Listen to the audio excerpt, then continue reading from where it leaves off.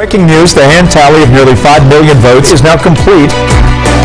Right now, no matter how you add it up, our cases are rising. We do have a flash flood warning that just popped up here. The hand retally, that's done. This is going to a recount, and the taxpayers will foot the bill for a third time.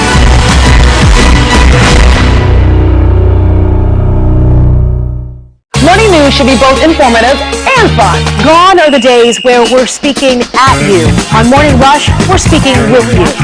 So connect with us. Talk to us. Think of it as a conversation.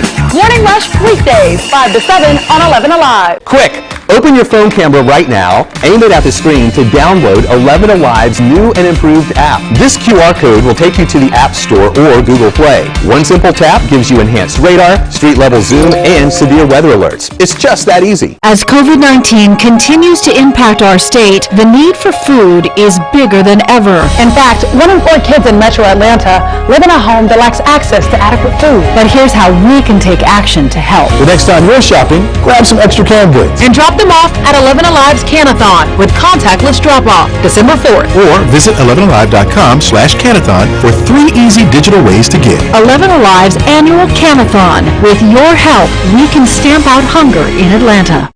Morning news should be informative and fun. Yeah, and we do that here on Morning Rush with Verify, Connect the Dots, Why Guy, and more. We love learning about new things and sharing them with you. We make the news make sense. Morning Rush, weekdays 5 to 7 on 11 Alive. The Negro people had to leave. They were told to get out.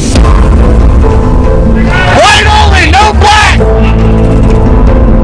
1912, all but one issue has been erased. We haven't had none up here since the 1st of the century. What's the importance of making sure this history isn't erased? So that it doesn't happen again.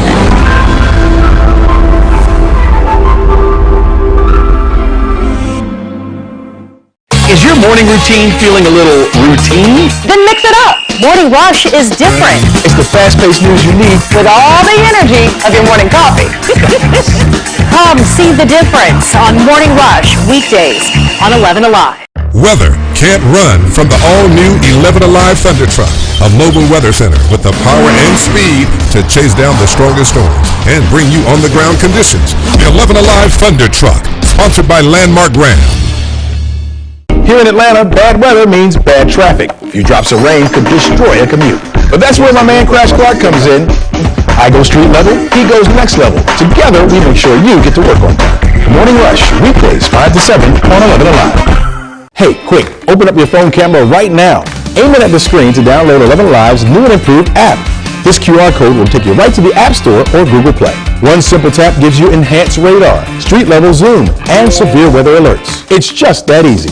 Journalism that gives you a real voice. At Morning Rush, that's our commitment each and every day. And why we're honored to have been recognized for Best Morning Newscast for the 2nd year in a row. If you haven't yet, check us out. See why we're where Atlanta speaks. Atlanta roads are my thing. ITP, OTP, Ponce, Piedmont, all the peach trees.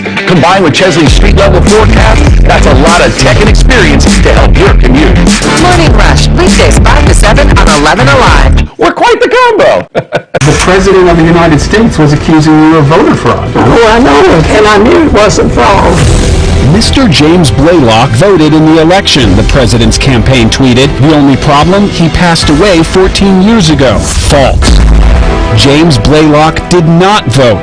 Mrs. James Blaylock voted. After our investigation, national news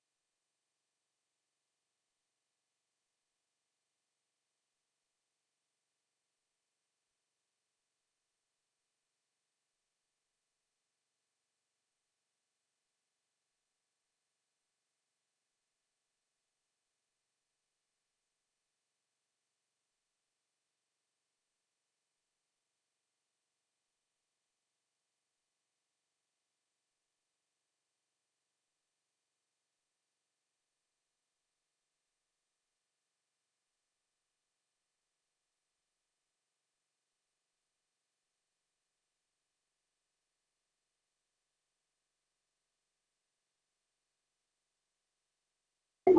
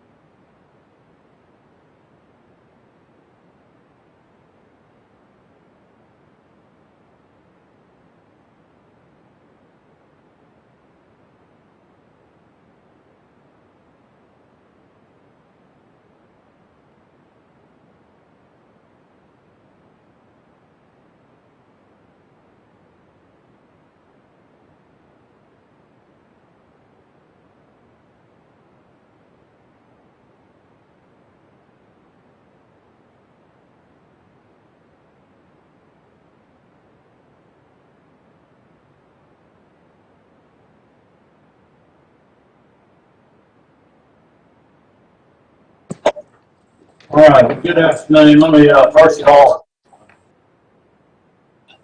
Hey folks, everyone on the call. This is Cody Hall, the governor's office. So to start us off, the governor's going to have some opening remarks, and then we'll go around to the folks at the table here, and everyone will have some remarks, and then we will end the WebEx portion of today's program. So I will we'll stand up and give everyone a warning before we end the call. And thanks everyone again for joining. All right, well, good afternoon, everyone. And let me first of all thank all the nursing homes, private sector business owners for being with us this afternoon. I also want to welcome the members of the media that are joining us. And I certainly want to thank our Insurance and Fire Safety Commissioner and Prime General John King for being with us today. As you know, General King is chairing the Vaccine Distribution Task Force. And then, as always, Dr. Timmy's with us, who's doing a great job as our Public Health Director. And just want to thank you guys for being with us. I want to just, first of all, just give you a quick update on kind of where we are right now, what we're seeing in regards to COVID as we move into the holiday season. As you know, we did a lot of messaging before Thanksgiving, and I'm very hopeful that our citizens, and I know we were talking about that this morning, that a lot of people were posting on their social media how they did, smaller family gatherings and really tried to heed to the advice that we all had prior to Thanksgiving, and hopefully that will hold. I think the people that did travel were being very cautious as well. So I'm cautiously optimistic, but we will know here in 2 or 3 weeks, I guess. But we're also rapidly deploying, and this is something that we talked about really last week, trying to keep the message on the pre-Thanksgiving meeting or messaging. But now that we're through that, we really have been working on this for a long time. We're really going to start focusing on the vaccine distribution and the deployment of the vaccine to priority populations in the next few weeks. But I do want to thank General King, Dr. Toomey for their hard work in that endeavor, but also just want to thank you all. Hold on one second. Let me see.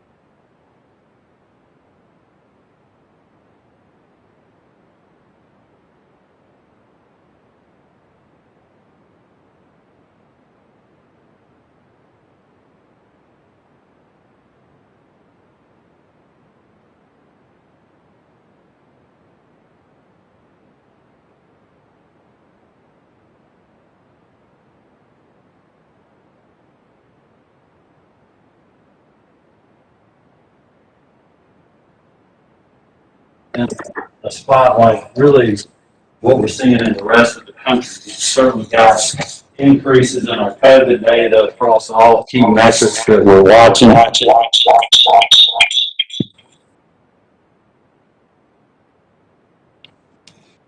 Like everyone else,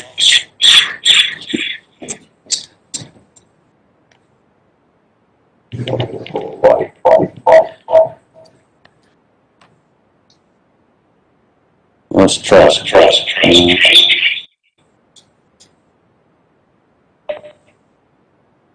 How about that?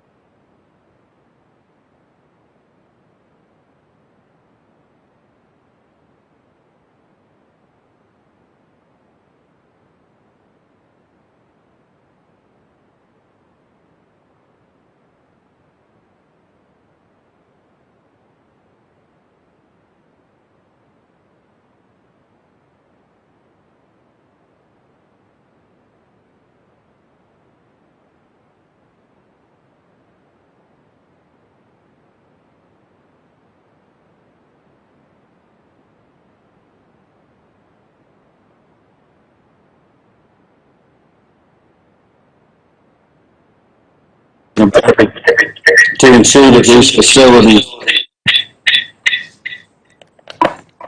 have the resources. Let's see. There we go. That they have the resources that they need as we move forward, and we'll continue working on that. But also, as we're continuing to keep a careful watch on the data, we're encouraged that at least for now, our overall numbers, both in cases in nursing homes and active hospitalizations, are still below our summer surge. I give a lot of credit to your team for that and continuing to stress the importance of following the proper protocols in your facilities, vigilance with PPE wearing, and a commitment to keeping your residents as well as their families and your staff safe. We certainly have been preaching, and we know that proper hand hygiene, mask wearing, and social distancing are tools that we have to combat the virus, but we also know that early and regular testing of staff is critical to keeping your facilities as free from COVID as possible. And I know, speaking on behalf of myself, Dr. Teamy, Commissioner Berry, and the rest of our team here in the governor's office, we are really pleased to be able to announce, but not just announce, also work with you all on the $78 million in CARES Act funding to support regular staff testing in our nursing homes. I'd like to thank Tony and the whole team at GHCA for their work that helped us stand that up. That has been a great collaboration, and we're grateful for that.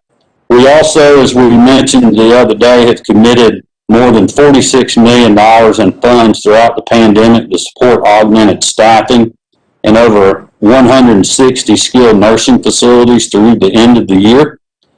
Commissioner Berry and his team deserve a lot of credit for leading this partnership the last several months. I mean, we literally talk about staffing weekly on our COVID calls, and we know that is certainly something that not only this industry, but our hospital industry as well is concerned about, and that means that we're concerned about it as well. So I appreciate y'all's willingness to work with us on that, and I want to thank our team for their commitment to being able to do that through the end of the year.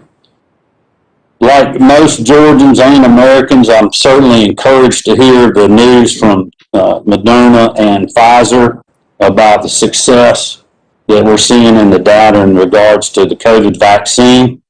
And under Dr. Teamy and General King's leadership, they have been partnering with numerous state agencies, and I'm confident that when the vaccine is authorized, which I believe will be sooner rather than later, that we will be ready to distribute that. We've also had in-depth conversations about that. I know this team's been working on that for a very long time, and I've been on several calls and in meetings recently to make sure that I'm up to speed and that our whole team understands what we're doing, how we need to do it and what else we need to continue to do. So when the shipments start coming, that we'll be ready. Assuming all goes well with the federal government's review of the data at FDA and CDC establishing priority populations for initial distribution, which includes long-term care facility staff and other frontline healthcare workers, we will expect to be able to begin vaccinating individuals by the second or third week in December. Obviously, that timeline could change, but that is what we're shooting for right now. The latest data that we have, more than 95% of Georgia's nursing homes have already enrolled with the CDC through the partnership with CVS and Walgreens, and we'll be talking to their teams later this week to see how else we can support you all as that vaccine is rolled out. And I want to continue to encourage the rest of the industry to sign up in regards to that, because that certainly will help us in our efforts in response to COVID and getting the vaccine out. Lastly, we have to continue to remind everyone that as the colder months approach, we've got to remain vigilant. We have to keep our foot on the gas when it comes to following the 4 things to stop the spread. You know what they are: wash your hands, wear a mask, wash your distance, and continue to follow the guidance of our public health officials. And as always in that statement, I tell people Dr. Timmy would be mad at me if I didn't tell everybody to get their flu shot, and ask those that are working for you and residents and everyone else to do the same. Thankfully, right now, our flu activity in our hospitals remain low. We're going to be doing another update with our hospital CEOs later in the week to get an update from them. But if we can keep the flu season at being a mild one, that will continue to help us with our COVID response. We don't want to be dealing with a twin-demic of having a flu outbreak, but also dealing with COVID at the same time. And with that, I'm going to go around the room real quick to the administrators that are here today and just give you just a few minutes, a minute or two to update myself and Dr. Timmy, General King, Commissioner Berry, and the rest of our team on kind of what you're seeing in your facilities, anything you think would be pertinent to us. And then we can go to some Q&A. So, Neil, I'll go ahead and start with you, and we'll just kind of go around the room. And if you will, just since the media is on the call, if you'll just introduce yourself. And Sure. I'm Neil Pruitt, Chairman and CEO of Pruitt Health. We operate a number of facilities throughout the state. And, Governor, you are correct. The staffing and the testing have really been tremendous help to our patients. And I feel like for the first time that we're making progress against the virus. And Dr. T and I were talking earlier before we started that although we are seeing an uptick, it's a gradual uptick that's reflective of the population and not this huge spikes that we saw. And without that staffing, we wouldn't be here today because it really has helped meet the needs of our patients. The one thing that I encourage as we come to the end of this year is our staffing ills don't go away. Other states come in are hiring our nurses to staff their hospitals, et cetera. So any way that we could talk about it, ongoing financial support or any type of workforce training programs, I think are very important. I feel very good about the end of the year, but it's almost what's next. Unfortunately, I think we're going to be dealing with it for another 6 months. So we thank you for your leadership. The help has been tremendous, and we just ask that we continue to dialogue so we can come up with the next phase of how we do. Good afternoon. I'm Donna Stepno. I actually am not employed by Ethica. I work for Health Management. I'm the administrator of Southern Pines, a 66-bed building in Warner Robins, Georgia. I also chair the Georgia Healthcare Association Board of Directors.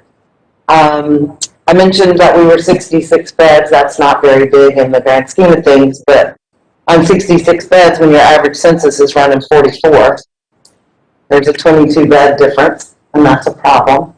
It impacts us financially greatly, and any type of impact with that, of course, impacts quality of care. Our number one challenge is staffing. We understand now through Dr. Toomey's leadership all of what we need to know about the virus, how we fight it, the things we need to do to protect our residents' safe. What we need to be able to do is ensure that the staff that we have understands those same guidelines every day, all day. We do this 24/7.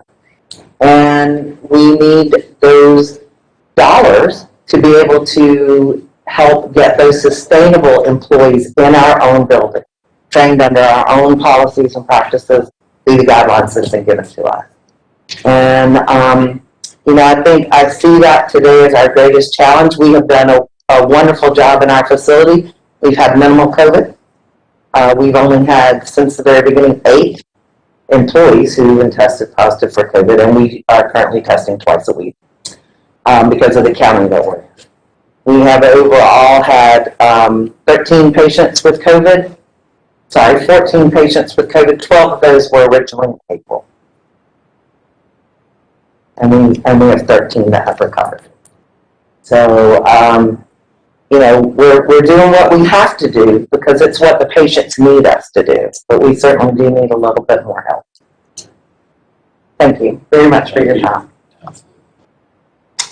My name is Ron Westbury. I'm the president of Westbury Administrative Services. We own and operate 4 facilities in Middle Georgia, and these are quality buildings. There are 3 5-star and 1 4-star building, and each one has a little different story in terms of how it's been impacted by COVID.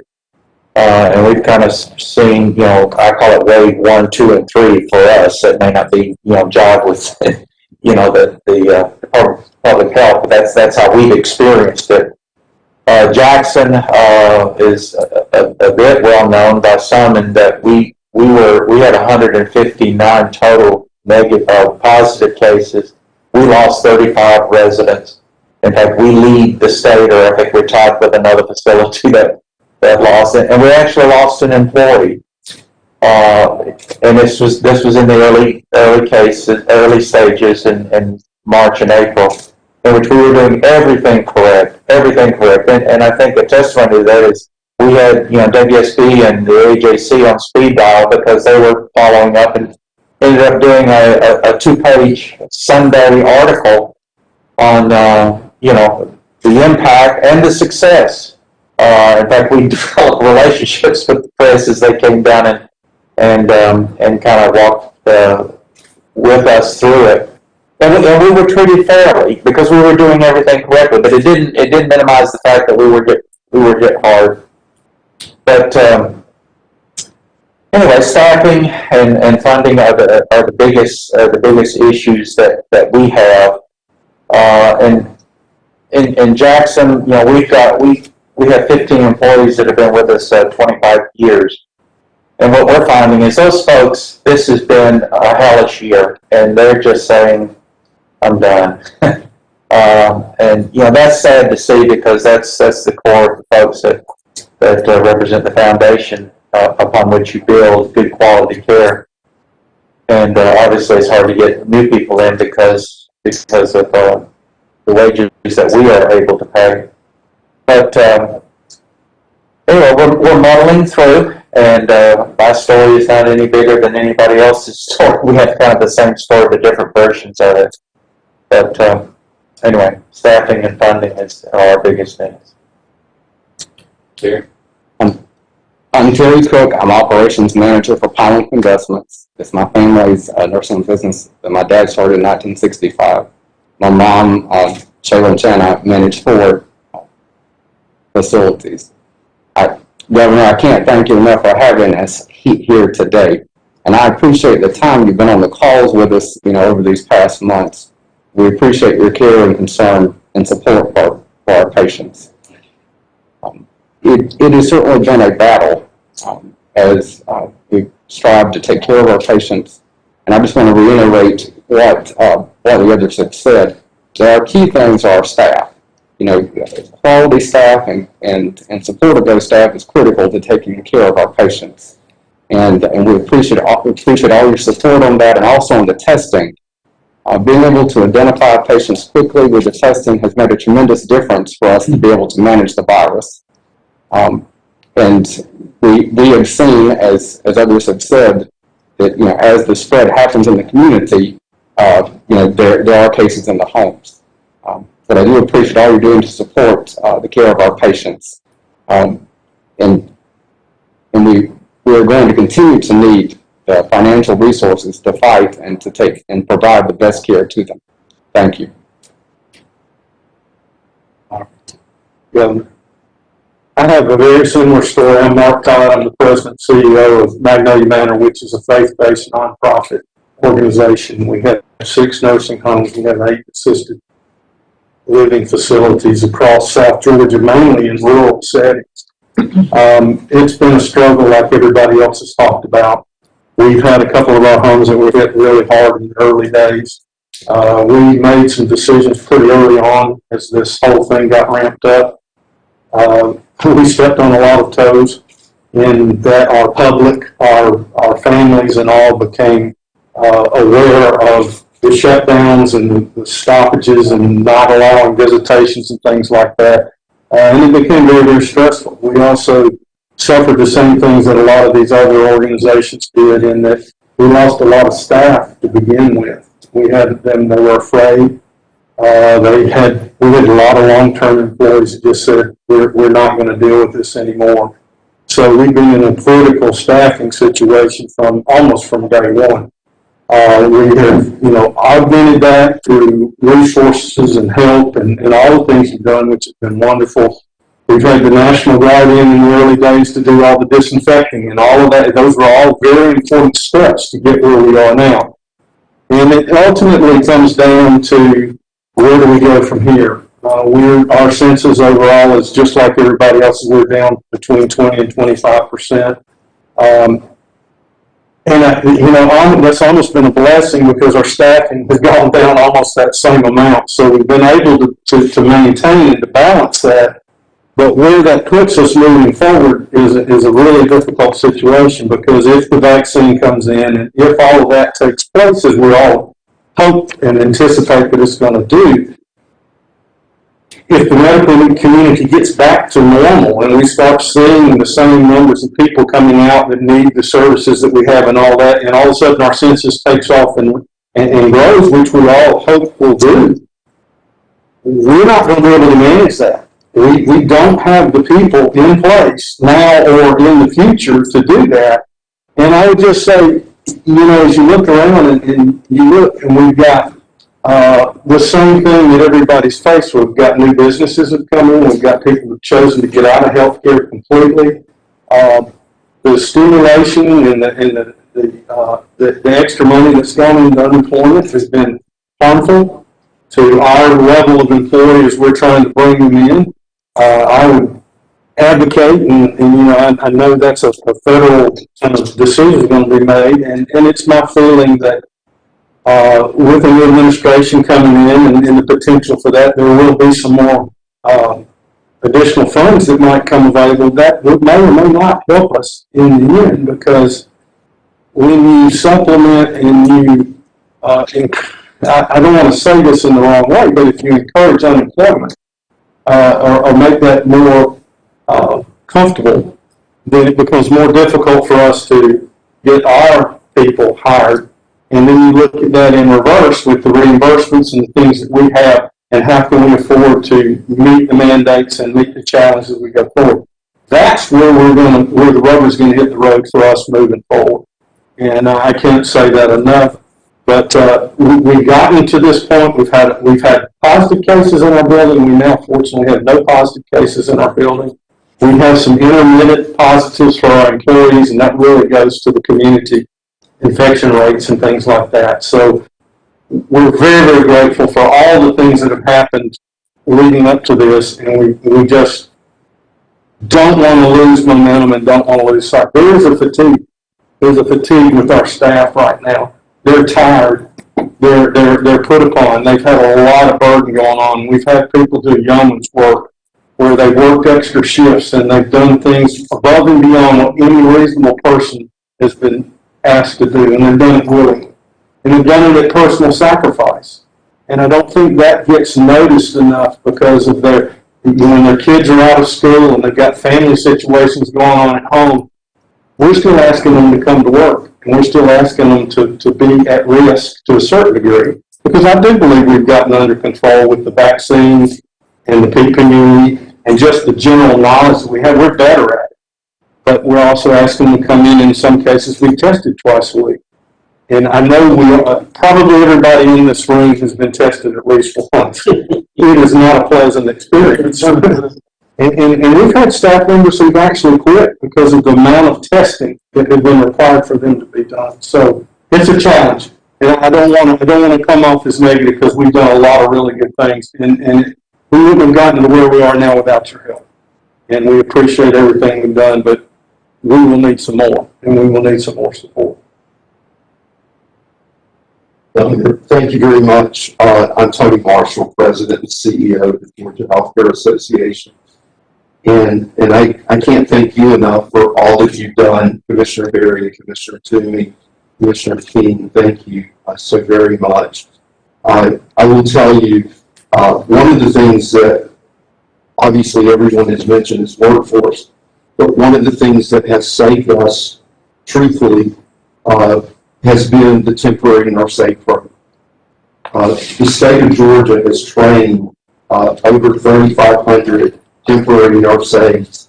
Without those individuals being able to come into place, our workforce challenges would be beyond difficult. They would have almost been impossible.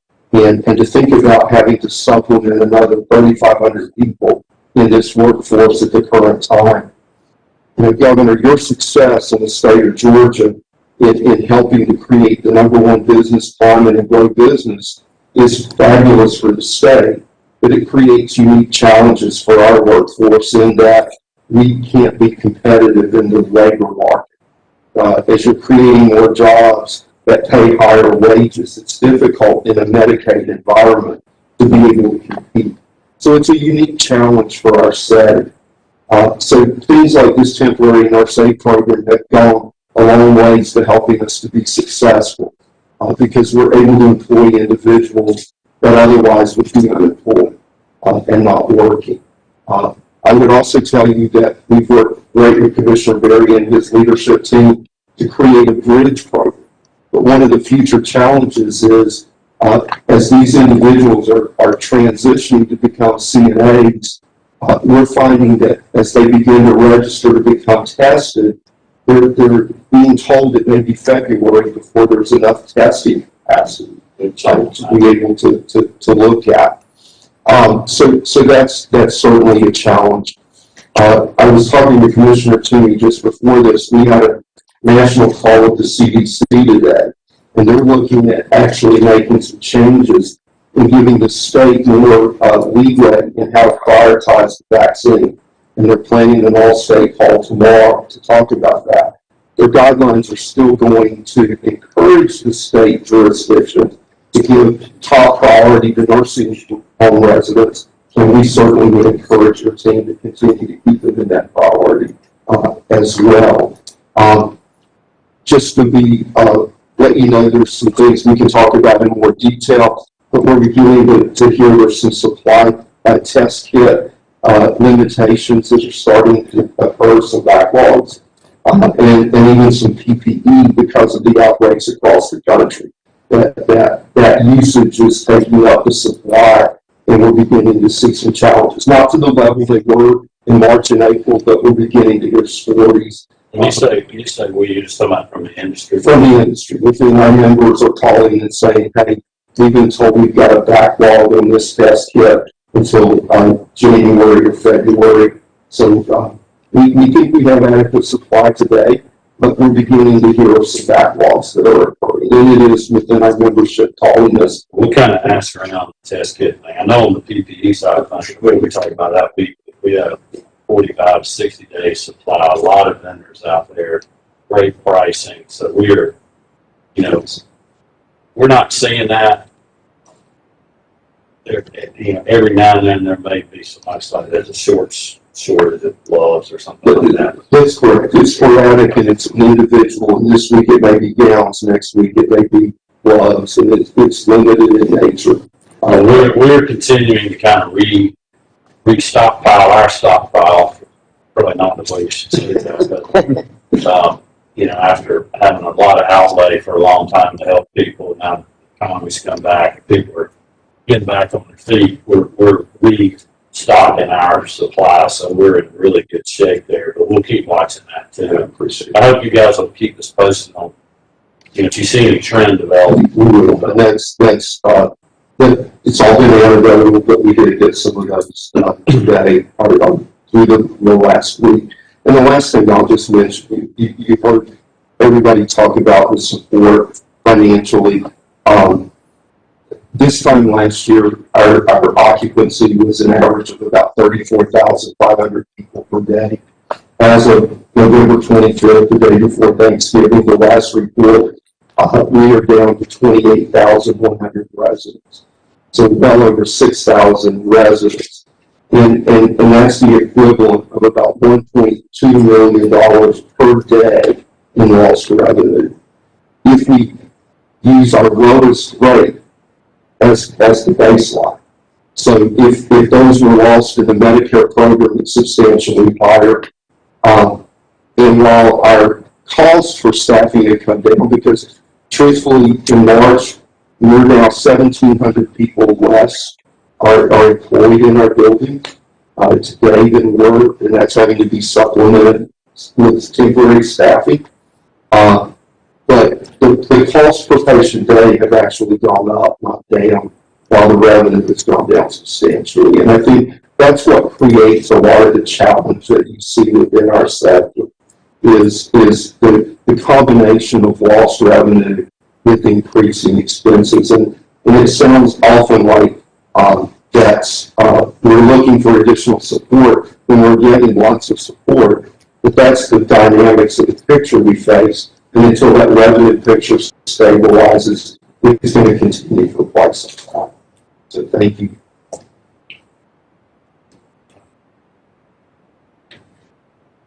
All right, for our media folks on the call, we're going to end the call now, but I will be sending around a list of attendees, and I will also shoot around a copy of the governor's remarks. I know a couple of people asked for the governor to go through his remarks again. If y'all can shoot me an email, I'll make sure y'all get a copy. So, and thanks again.